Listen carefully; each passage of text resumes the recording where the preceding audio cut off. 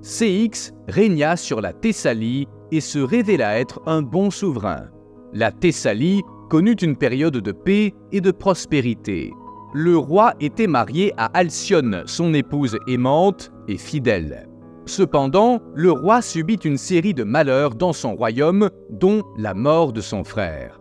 Ceyx en vint à penser que son royaume ne pouvait plus compter sur les bénédictions des dieux, et il décida de se rendre à l'oracle de Delphes pour y chercher des réponses.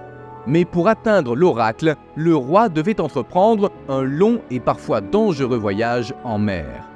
Apprenant le projet de son mari, Alcyone, prise d'un pressentiment angoissant, le supplia de ne pas voyager, ou au moins de l'emmener avec lui. Mais Ceyx refusa ces supplications. S'il ne voulait pas s'éloigner de sa reine bien-aimée, il n'avait pas non plus l'intention de la mettre en danger. Il promit à Alcyone de revenir dans 2 semaines au plus tard. Le roi embarqua sur son navire et salua sa femme bien-aimée, qui lui rendit son salut, les yeux remplis de larmes. Le voyage se déroula d'abord sans incident, mais le temps se gâta rapidement et une puissante tempête s'abattit sur les marins. Le navire de Ceyx fut englouti par les eaux et le roi fut emporté par la mer avec son navire. Ses dernières pensées furent pour sa femme et sa promesse non tenue de revenir. Chaque jour, Alcyone pria les dieux pour que son mari revienne sain et sauf, sans savoir la tragédie qui était arrivée. La date de retour étant déjà dépassée, Alcyone se mit à prier encore plus, faisant des offrandes spéciales à Héra, la déesse du mariage et des couples. La divinité, voyant l'angoisse de la reine face à son mari qui ne reviendrait jamais, décida d'agir.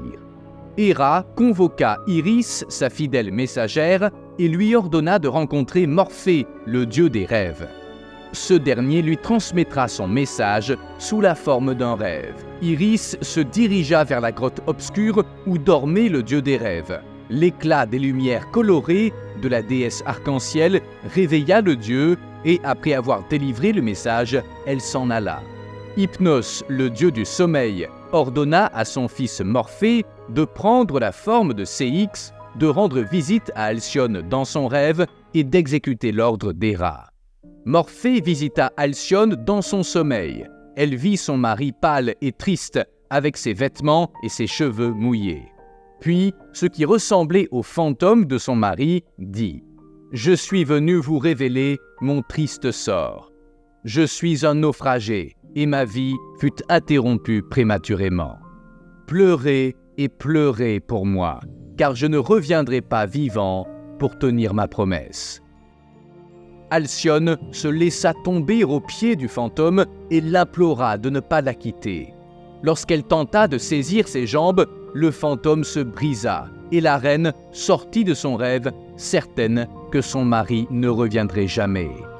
Alcyone se dirigea vers la plage, à l'endroit même où elle avait vu son amant pour la dernière fois. Et elle aperçut soudain un corps flottant sur l'eau. Alcyone reconnut immédiatement Ceyx. Désespérée, elle se jeta à l'eau pour rejoindre son mari, bien qu'elle ne sache pas nager. Alcyone était sur le point de se noyer et de mourir.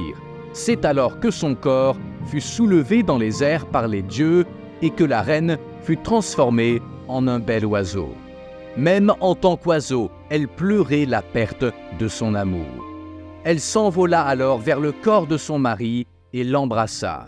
Ceyx renaquit à son tour sous la forme d'un oiseau. Ensemble, le couple d'oiseaux s'éleva dans les airs. À partir de ce jour, les mers se calmèrent en Grèce 1 fois par an pendant 7 jours, signe qu'Alcyone et Ceyx revenaient pour couver leurs œufs.